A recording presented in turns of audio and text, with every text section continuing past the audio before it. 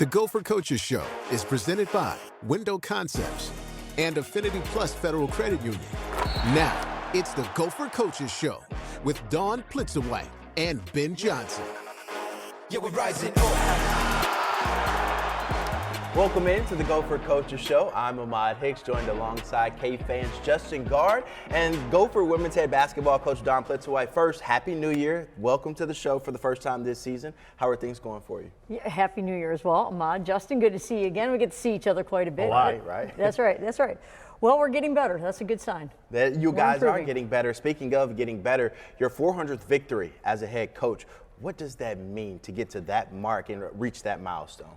Well, it probably means I'm pretty old, but it means I've had a chance to be really blessed and coach some wonderful young ladies over the years and have some great staff alongside and have a lot of fun doing a job that is a fun job to do. It requires an awful lot, but it's an awful lot of fun too. Now, does that win versus Illinois in which you got your 400th victory, does it take some years off of your life and how you guys were able to come back and win that? Well, I think it kind of defines, we talk about the pillars in our program. There's a toughness, a togetherness, and a find-a-way mentality. If we have those three things, we're going to build off those and we have a chance to continue to get better. And I think that game kind of summed those three characteristics up. We played with great toughness, we played with great togetherness, and boy, did we find a way.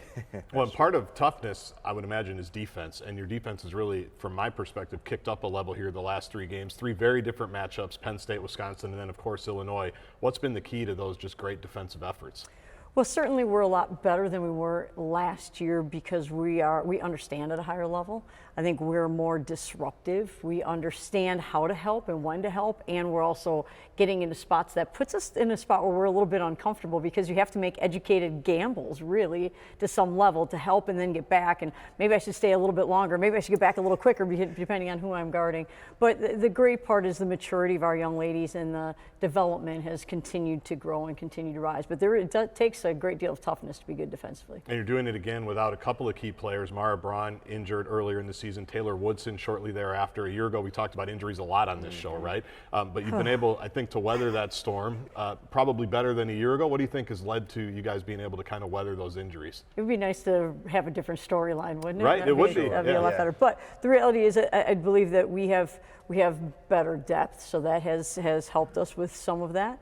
I think there are more players who have developed and who can take more of the responsibilities on themselves and could do a little bit more on each end of the court.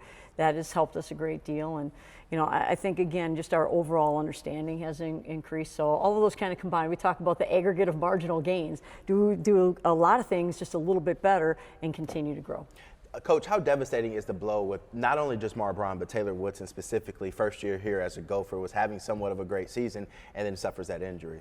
Yeah, it's really challenging, for sure. And I think what they're doing, both of them, and I give them a lot of credit, is that both Mara and Taylor are doing a great job of leading in a different capacity. And that's hard to do when you want to be out there yourself, but I think they're being incredibly selfless leaders and helping us in a great way that way.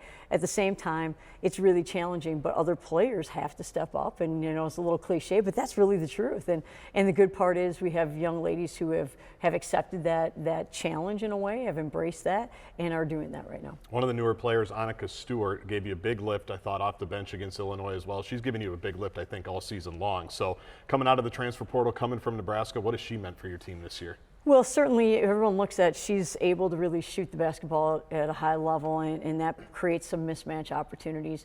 But what people don't really know about her and they can't really assess is just how she's continued to develop her game, where she's getting more and more comfortable and confident scoring around the rim, getting more and more comfortable and confident defensively and rebounding.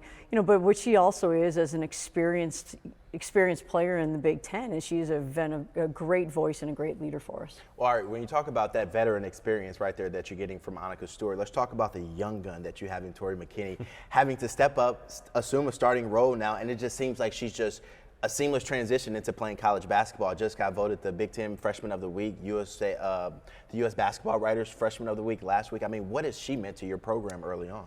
Well, I think what's really challenging for newcomers in your program, and especially for freshmen, is the urgency you have to play with. Right. And you get to see that in the non-conference, but really when you get to Big Ten play, it is incredibly intense.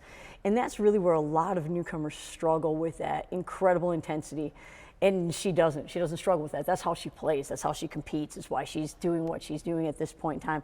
The biggest challenge with Tori is teaching her how to slow down a little bit because she's so fast and she plays so fast and she impacts the game at a high level on both ends of the court. But to slow down is something that we're really working on with her at this point in time. Well, and you put the ball in her hands a lot in the fourth quarter against Illinois, right? She's a great free throw shooter for people that haven't checked it out, over 90%, but that takes a lot of trust, right? To say, we want you to handle the ball in some of these pressure situations.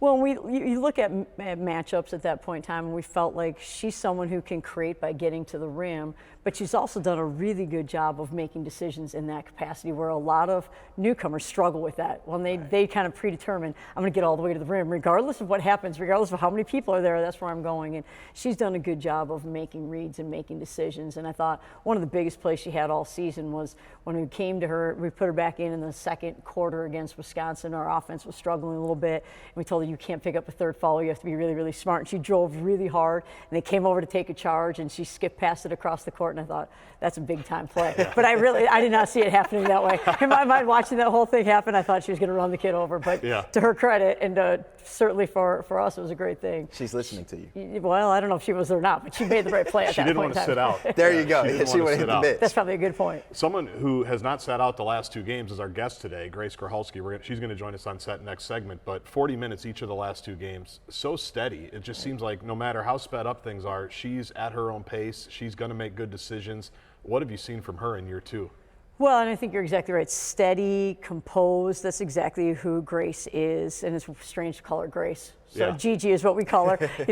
But she's someone who I think stabilizes us in a lot of ways. When you look at a stat sheet, when you watch her play, you think, okay, well, there's our 3-point shooter. That's what Gigi does for us, but the reality is she's also top 3 in our team in overall rebounding and assists and steals, and she's someone who we use a great deal to stabilize our defense. So when she's usually rebounding it, but when one of our primary defenders, our shortstop or center fielder, are involved around the rim, then she has to kind of cover up for them. So you have to be pretty smart. You have to be really aware, and so she leads us in an awful lot of ways. I think we're seeing the basket where she tied it up at 59 here. That to me is, we didn't see that necessarily a year ago. Just again, at her own pace, not getting sped up, finds a way to get to the rim and tie it up. That's, I think, a great mark of her improvement. Well, we go back and we watch games, obviously, against our Big Ten opponents last year, and we see Gigi in some ball screens, and she didn't really want to use them. So we were pretty limited that way, or she'd take one dribble and then the screen would be there and she'd stop. And now she,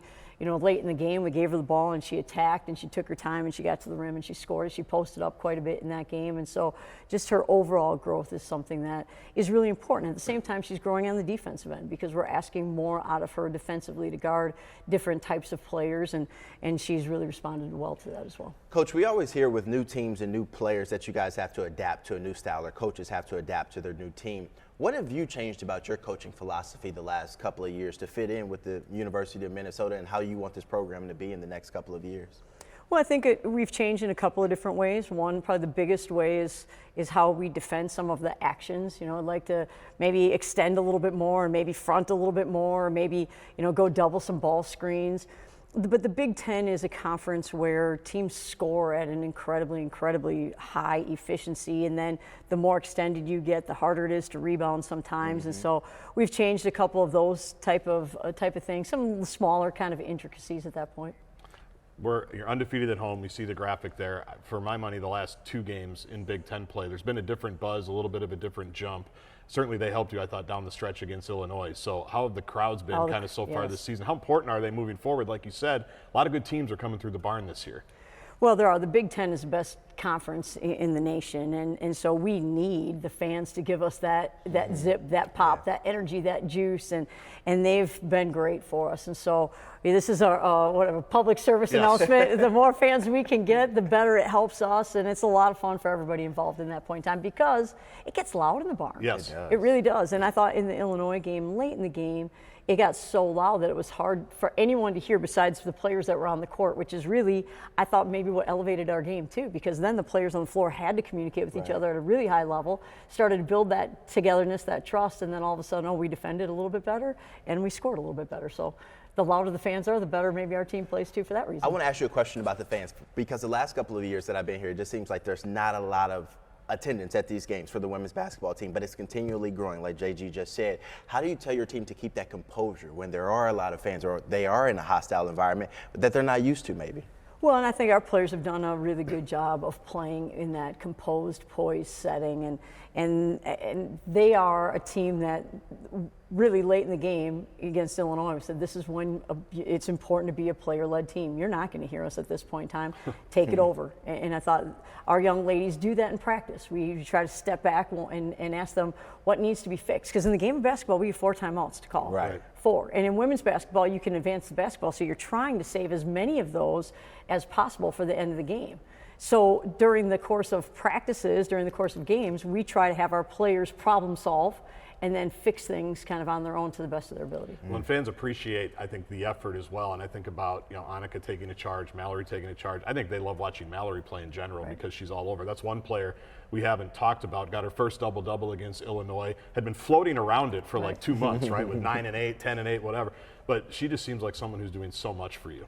She is, and we talk about Gigi's growth, but when you look at Mal's growth, that charge was a big play for us. That really gave us a momentum boost, and I thought her drive in the first half where she caught it, ripped it, drove left, and just her ability to score. Look, how about her score late in the game with a lot of contact, puts it off the glass and finish. So I think a lot of people know Mallory as a great rebounder and someone who makes a lot of plays happen, is always around loose balls, but boy, her game has continued handling the ball for us in transition, making a lot of things happen. Well, the Gophers are making a lot of things happen right now. 15-1 to start the season. They hope to keep that pace going as the season progresses. Now, on the other side of the break, we're going to have Grace Grocholski join us and talk about her sophomore season and how she's helping lead these Gophers to a golden start. We'll be right back.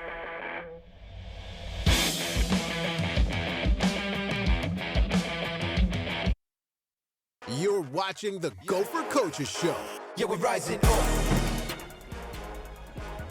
Welcome back to the Coaches Show. Ahmad, Hicks, Justin Gaard, Coach Plitzuweit, and Grace Grocholski is joining the set now with us. Grace, welcome. Happy New Year. Let's dive right into it. You're off to a great start in your sophomore season. What do you attribute that to? Where was the growth coming in from freshman season to the sophomore season?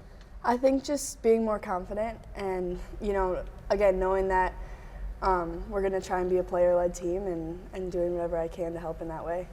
So, go ahead. Well, togetherness is a word that we talk about a lot. It's actually right over there. We're not going to show you the shot there, but it's an important pillar of the program. How do you feel like you guys have kind of lived that this year? It seems like you guys are a pretty close group. Yeah, I think, it started in the summer, obviously, is when you spend a lot more time together. And then once the season starts, you'd think that would lessen, but you're around each other all the time at practice. And I think we've done a great job at just making that a priority and just making sure, we like each other on and off the court, and that really shows when we play. Grace, you talked about in your first answer, you said confidence. Where did that confidence come from this season, or especially dating back to the offseason? Who instilled that confidence into you, and where did you, find it for this season to take that next step? Yeah, I think it comes from your teammates, and it comes from your coaches, and it comes from just putting in the work in the summer. And once you do something so many times or things like that, it helps you have confidence when you're in moments like that. So. And I know a lot of people at home, they don't really understand exit meetings as players. What was your exit meeting like last year, and what's something that stuck with you from Coach Plitzuweit? It's a good question. Yeah. Wow.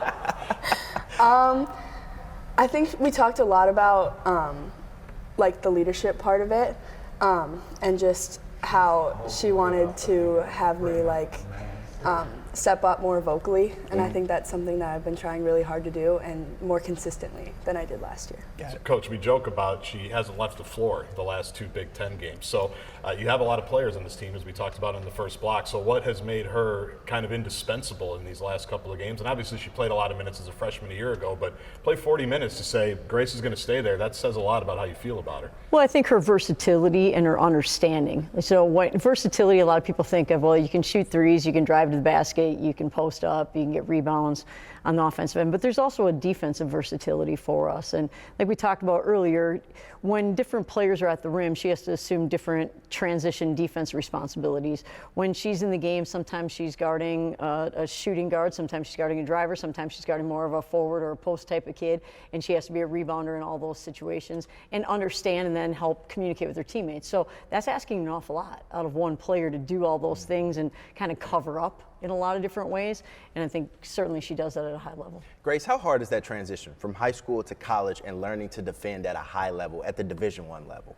Yeah, I think that's definitely like the first like wake up call you get in college is getting here, and you know, all the people, like I think in the summer more so we play against each other. So you know, it's also, there's part of it is you don't want to look bad, right? And you want to just, you know, do the best you can on defense. So I think that's the biggest area of growth I've also seen, like freshman to sophomore year, you just understand how to do it as a team level, and then you can get better on it as one-on-one as well. So. On the leadership piece of it, obviously you have a couple players out with Mara and Taylor. How have you, Coach talked the first segment about how they've stayed connected with the group. What have you seen from those two in that regard? Definitely, they stay vocal. They're here every single day, you know, early doing their stuff, and then they come out here at practice and are helping us from the sidelines. So I think they're doing a really great job at that. Mentally, when you guys see your stars go down, or two key players like Woodson and Braun, what's something that goes through your guys' mind internally? And do you have to say something amongst like the group of players that are active and say like, hey, we're going to bring them together, we're going to make sure they're not forgotten through all of this? Yeah, I think that's just a testament to like the relationships that we've grown with each other. So it helps when we like each other, because you still go do things with them even if they're not on the court with you. Right. You know what I mean? Yeah. And they're still big parts of what we're doing, so they're always around. So I should know this because I write it down every game. How tall are you? 5'10". 5'10". 13 rebounds in Tempe. We talked about a rebounding in the first block. Have you always been a willing and able rebounder? And because you've had some huge numbers on the glass this year. Yeah, for sure. That's definitely one of the things that I like to do is, you know, whenever you can get, you know, rebounds, it helps the team. So I think in high school that's something that I did, so trying to bring it here. I brought up the height, Coach, because people assume, well, I'm 5'6", 5'7", 5'8", 5'9", whatever. There's, you know, Sophie Hart's 6'5". How am I going to go get a rebound? Height doesn't matter when it comes to rebounding, correct? No, it doesn't matter. Yeah. Now, it helps when that, I don't know if she's 6'5". We'll say 6'3", 6'4". She's listed as 6'5". Okay, 6'5". Yeah. It helps when the 6'5" Sophie Hart keeps her kid off the glass, and then someone who's smaller can come secure a rebound, because sometimes it's really hard to keep your kid off the glass and go get it yourself. And so what I think Grace talked about is the kind of team concept of defense. You know, the team trusting each other. There's that toughness, there's that togetherness, there's that find a way mentality. That really doesn't matter who gets the rebound. We've just got to do a good job of not letting the other team get it. Well, there's so many times where like Mallory's boxing someone out and just taps it to somebody else, right? Like, but that goes into the defensive effort you guys have put together here the last couple of weeks, right? Yeah, for sure. I think, like she said, I remember our story before those Arizona games was like something about like the elephant and the monkey had to go down and get the rebound while you're keeping the other kid off the glass. So there's like a lot of that goes with. We'll share that later. Yeah. Right? story time with Coach Plitzuweit. That sounds interesting. I didn't have the best explanation. It's all good. At least you remembered what the point was. So yeah, she basically manifested the whole, you know. Anyway, but. Yeah, the team defense is a lot of the reason we get those things. So. Coach, one final question for you while Grace is still on set with us. What's it like when you hear this leader on your team be that leader and help instill confidence in others? You talked about this being a player-led team. When was that moment you realized this is a player-led team, and how did it make you feel? Well, I thought the fourth quarter of the Illinois game, it really showed at the highest level that we've seen it all season. And a lot of that had to do with our fans. Really, because our players too, yes, but the players couldn't hear anyone besides the 5 players on the floor. And that was really neat to see. And I believe that we have the ability to do that at a high level because we have young ladies who really care and want to be very good. And it's hard. For us, we have to play on, we call it like razor's edge. We have to play so hard. We have to play so connected in order to accomplish the tasks that we want and the goals that we want to accomplish. And so there are maybe different ways, and different teams can do it differently. That's how we have to do it. Right. And in order for us to do it that way, we need the players to be the ones calling that bringing that together, right? And calling each other in a way that they're bringing each other up, they're lifting each other up, and they're also expecting each other to play at the highest level. You know, the greatest pressure that you'll ever face in life is peer pressure. Absolutely. It really is. And a lot of people think of that as a negative thing, but it can also be a really positive thing too. Right. And so when players lift each other up and they encourage each other and then they build each other up in big moments and celebrate each other's success. We watch on film, someone hits a shot and someone else on the arc giving them a fist pump, or someone takes a charge and someone else is fired up and goes and grabs them. Those type of things are all important. That's that togetherness piece that goes along with it. Well, we'd love to hear that, Grace. You keep some of those stories. We're going to have have you back later in Book the season report, on the yeah. Gopher Coaches Show. And we want to hear more in detail about what Coach is talking about in those huddles leading up to the game. Appreciate you joining the set. We have one more timeout to burn here, but we have more Gopher Coaches Show with Dawn Plitzuweit coming up on the other side of the break. Stay tuned.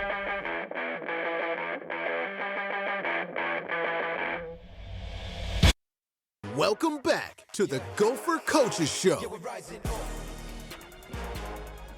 All right, welcome back. Ahmad, Hicks, Dawn Plitzuweit, Justin Gaard. We only have about 90 seconds left, so JG, you tee it up. Let's get rolling. Coach, we saw some highlights of the Big Ten tournament game between you and Rutgers going into the last break. It's your opponent tomorrow night at the Barn. I remember that game as an all-out physical war, back and forth, chippiness both sides. Is that what you expect tomorrow night as well? It's going to be a hard-fought battle for sure, and what's special about Rutgers is how fast they play. So they are in transition 29% of the game. What that means is that that is the number 1 percentile, or the 99th percentile, however you phrase that, and so they play faster than anyone in the country. So we better be ready to get up and down the court, play fast, and be efficient at the same time. Coach, what's your message to your players about Big Ten play and just, withstanding the brutal conference schedule that you guys are about to go through upcoming?